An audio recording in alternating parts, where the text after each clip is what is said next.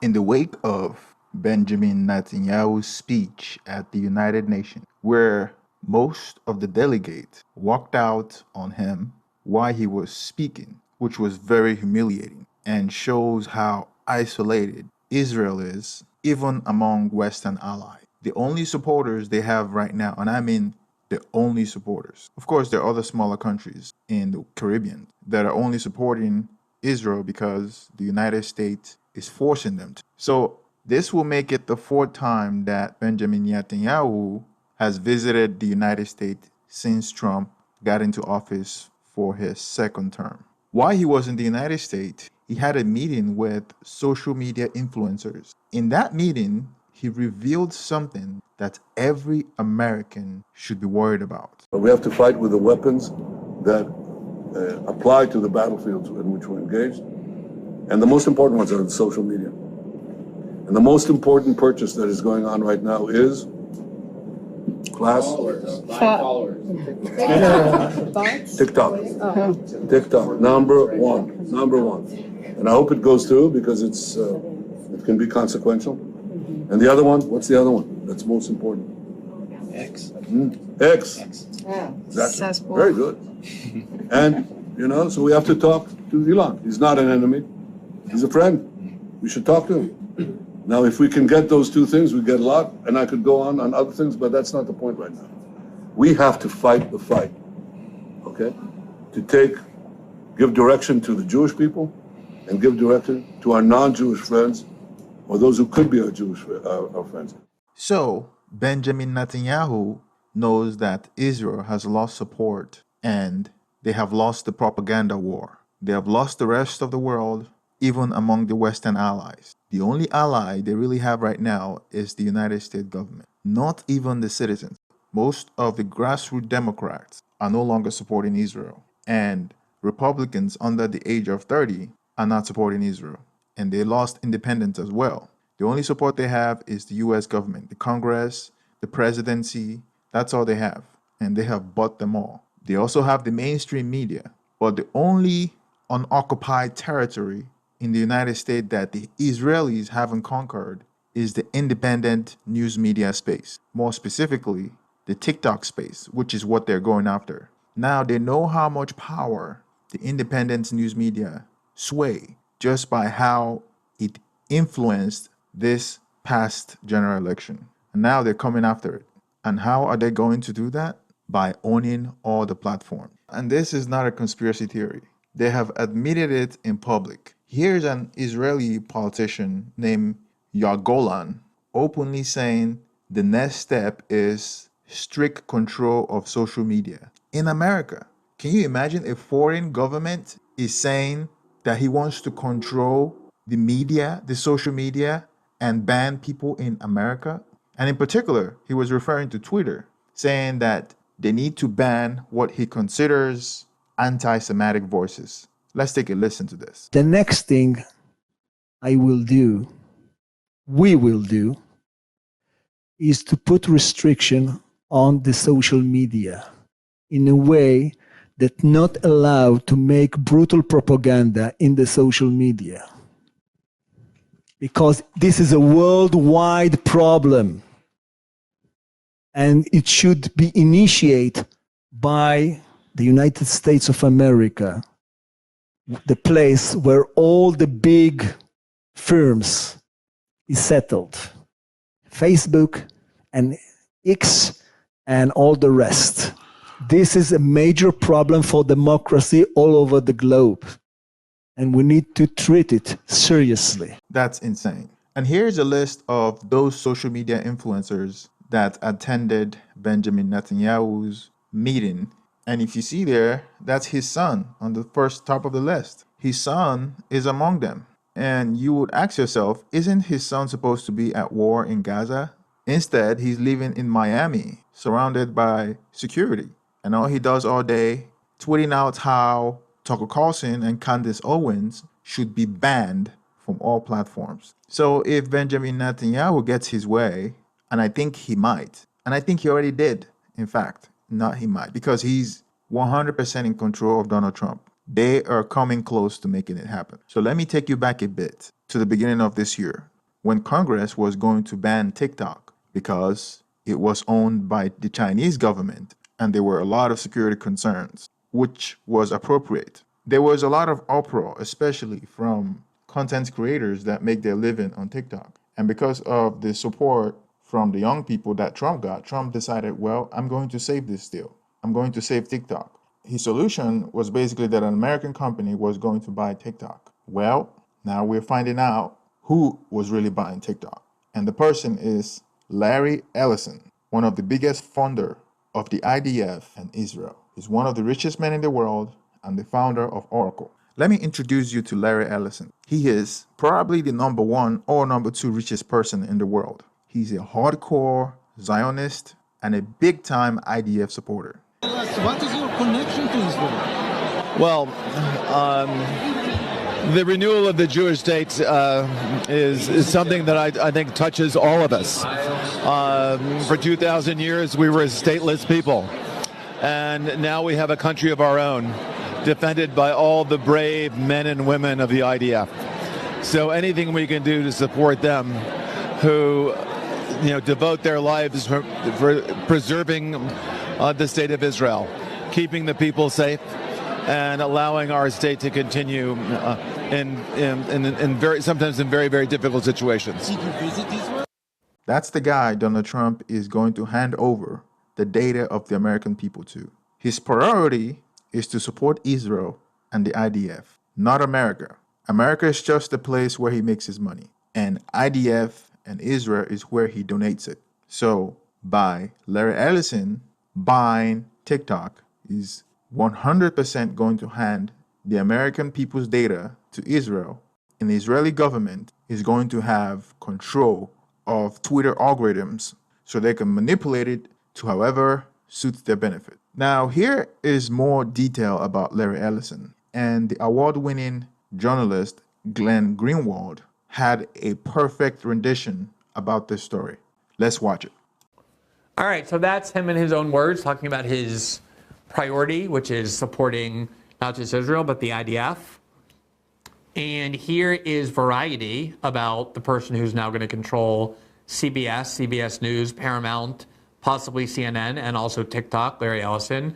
In November of 2017, the headline, Friends of Israel Defense Forces, Gala, raises a record-breaking $53.8 million. Quote, Friends of the IDF raised a record $53.8 million at its annual Western Region Gala on Thursday night, held at the Beverly Hills Hotel. The figure represents the most money raised at any single FIDF event in the organization history. The sold-out gala, which has become one of Los Angeles' premier charitable events, united some 1,200 supporters from across the country to support the brave men and women of the Israeli Defense Forces. Is it not odd to you that on American soil, in the United States, in Los Angeles, the capital of the entertainment world, American citizens gather every year to fundraise and donate money to a foreign country's military? They don't donate that money to the American military, even though they profit enormously off the American military. All of these companies that are now in charge of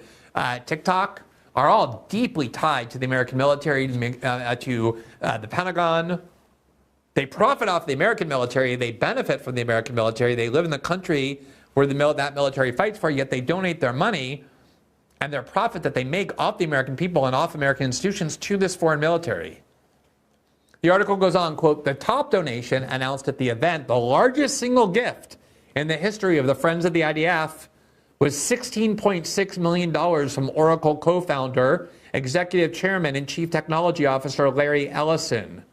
His donation will support the construction of well-being facilities on a new training campus for the IDF's co-ed infantry units.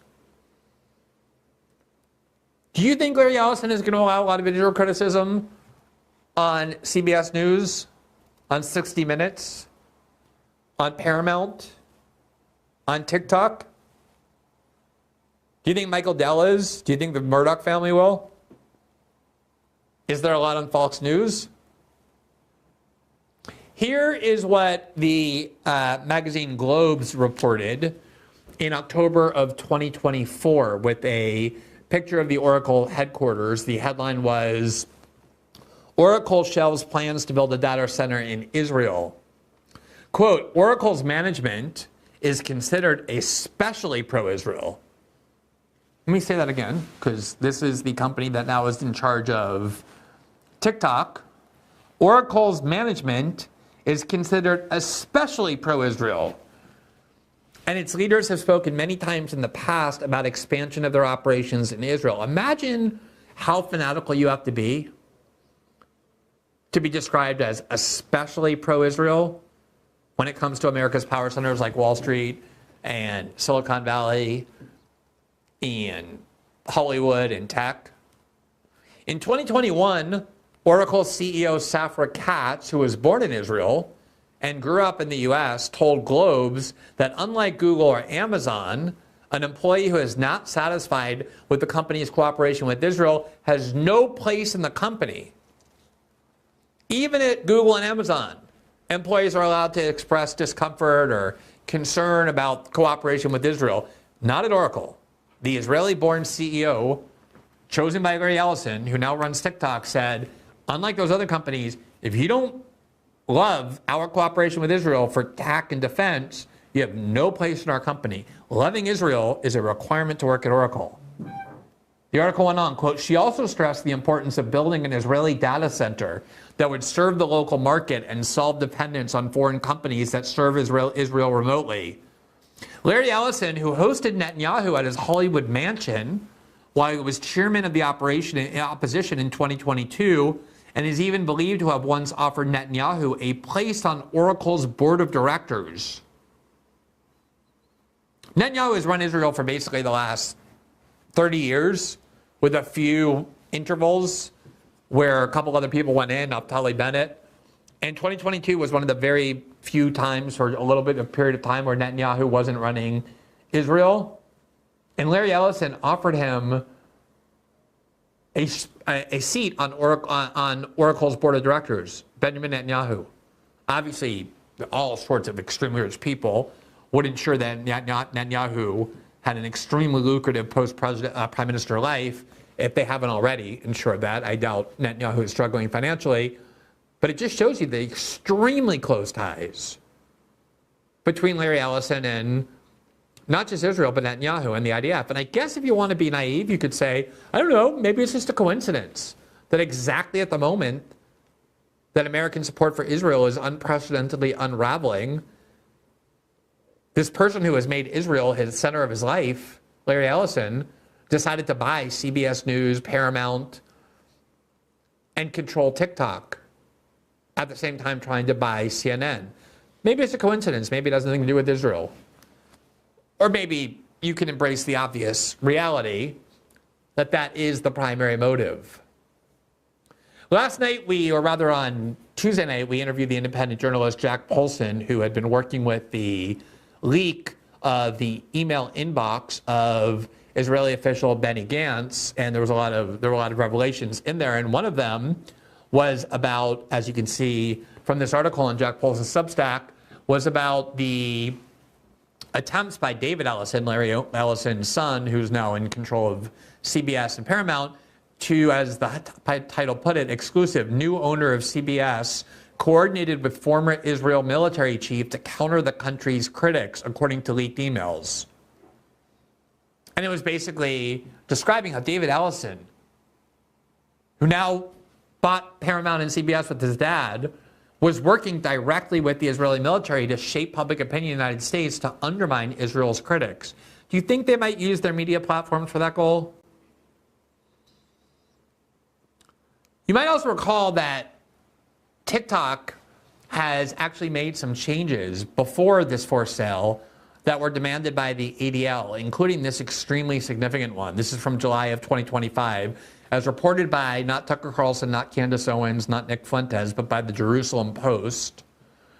And the title was, TikTok's new hate speech manager is a former IDF soldier and a proud Zionist. Erica Mendel's new position involves developing and driving the company's public policy positions on hate speech, according to her description. So essentially, the ADL demanded that TikTok in order to address what the ADL claims is this anti-Semitism problem, hire a content manager specifically devoted to censoring the site relating to Israel and anti-Semitism. And the person they gave to TikTok, which TikTok then dutifully hired at a remarkably high salary, I think it's something like $380,000 or $400,000 a year, is an American citizen, one of those who went to Israel and joined the IDF and fought in the IDF, and basically her entire adult career has been talking about her love of Israel, her loyalty to Israel. She's an IDF soldier. And she's now in charge of censoring content as hate speech pertaining to Israel and Jews on the grounds with the stated goal of cleansing the site of anti-Semitism. I mean, you can see exactly what's happening here, right? Without having to lay it all out. It's really quite self-evident and explicit. Aside from the content aspect, there's also this surveillance aspect. As I said, Oracle is the company that is going to keep all the data from TikTok users. They already retain a lot of it as part of what the US was trying to do. TikTok was saying, look, we don't have any interest in controlling the content of our site or in spying on you. We're a for-profit company. We just want to make billions of dollars. And whatever we have to do to stay in the US, just tell us what we have to do. And they started hiring away from Facebook and Google huge numbers of former NSA and Pentagon and FBI and CIA officers to run their content moderation. And they were saying, we don't care about the data. You can keep it in the United States. And it was Oracle that was chosen to keep it. So now it's Oracle that will be actually in charge of all the user data of anybody who uses TikTok. And Larry Ellison, I remember going back to the Snowden reporting, was a harsh critic of Edward Snowden and of our reporting. He was a big believer in the NSA. He loves surveillance. Obviously, he's in Silicon Valley. He has tons of contracts with the deep state. And here he was at the Oracle Financial Analyst meeting just last year, September of last year. And he's talking about how surveillance is going to become even more ubiquitous, even more invasive as a result of artificial intelligence. And here are all the reasons why he thinks it's a great thing. The police will be on their best behavior because we're constantly recording, watching and recording everything that's going on. Citizens will be on their best behavior because we're constantly recording and reporting everything that's going on. Oh, did you hear that? I mean, do you hear what he just said? I just want to make sure that we process this. He said, citizens, as long as there's a ubiquitous surveillance state where you're constantly being watched, you're going to be on your best behavior. Because everything you do is going to be watched by AI, and if there's anything wrong with it, it's going to be reported to the government. When I was doing the Snowden reporting, and we were reporting on how the NSA had converted the internet into this weapon of mass surveillance, mass warrantless surveillance, I used to always hear the argument, well, what do I care if the government is spying on everybody and reading all my emails and listening to my communications? I'm not doing anything wrong. I'm not a terrorist. I'm not a pedophile. Why should I care? I have nothing to hide. And I had been debating this issue for months. Everywhere I went around the world to do the Snowden reporting, I was hearing this. And so finally I put together a speech. I gave a TED Talk. It was called Why Privacy Matters. And the thesis of it is basically exactly what Larry Ellison just said, only I didn't consider it a positive thing the way he did. I considered it extremely destructive of humanity, which is that human beings need privacy because it's only when you have a private realm, when you're able to think and make decisions and engage in behavior and experiment without judgmental eyes of society being cast upon you, are you able to make decisions that are the byproduct of your own autonomy and agency. It's where dissent and creativity and exploration exclusively reside, in the private realm. And there's all kinds of psychological studies, but also developments in architecture and philosophy and in religion and theology that recognize what Larry Ellison just said, which is that in contrast to the private realm where you're free to engage in the behavior that you want, if you know that you're being watched, or even if you know that you have the potential to be watched, the decisions that you make are no longer ones that are the byproduct of your own agency or autonomy. You make sure that your behavior and your statements and your views are aligned with societal demands and government expectations. Basically, surveillance, a surveilled society creates a conformist society. I personally think that's very destructive of what makes humanity valuable. Larry Ellison thinks it's great because it keeps you in line. It keeps you obedient. As he said, you're always going to be watched, and you know you're always going to be watched, so you're going to be better behaved. Better behaved from Larry Ellison's perspective. Here's what he went on to say. And it's unimpeachable. The cars have cameras on them. I think we have a squad car here someplace. But those kind of applications using AI, if we can use AI, and we're using AI to monitor the video. So if that altercation that occurred in Memphis, the chief of police would be immediately notified. It's not people that are looking at those cameras. It's AI that's looking at the camera. No. You can't do this. It would be like a shooting. That's going to be an event that's immediately, an alarm is going to go off. It's going to be, and we're going to have supervision. In other words, every police officer is going to be supervised at all times. And the supervision will, and if there's a problem, AI will report the problem and report it to the appropriate person, whether it's the sheriff or the chief or whomever we need to take control of the situation. We have, same thing. We have drones. If there's something going on in a shopping center, and I'll stop. A drone goes out there, get there way faster than a police car. There's no reason for, by the way, high-speed chases. You shouldn't have high-speed chases between cars. You just have a drone follow the car. I mean, it's very, very simple. And the new generation of autonomous drones. So he tried to emphasize what he knew most people in an audience would find at least palatable.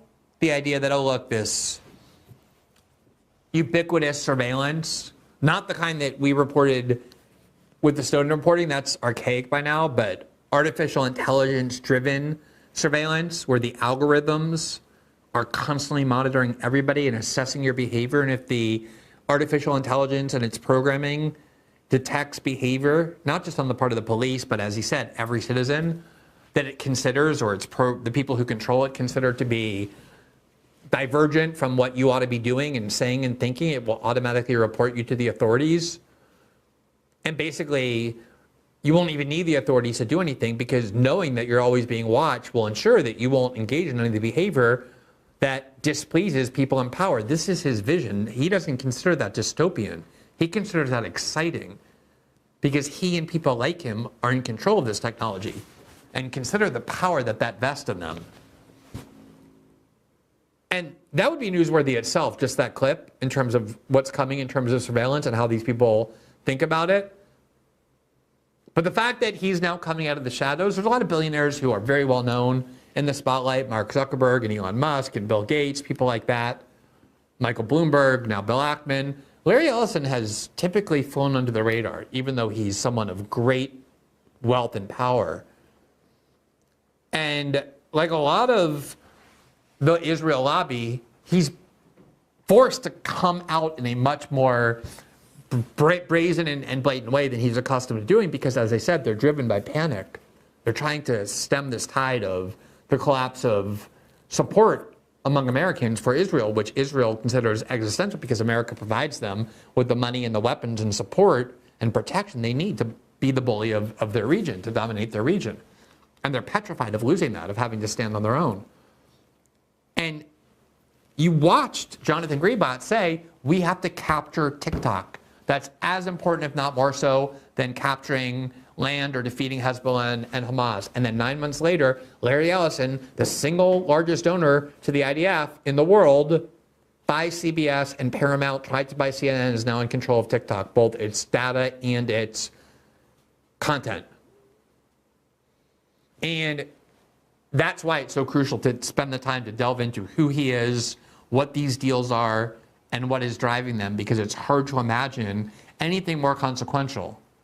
And that's why I say it is clearly one of the most important events of 2025.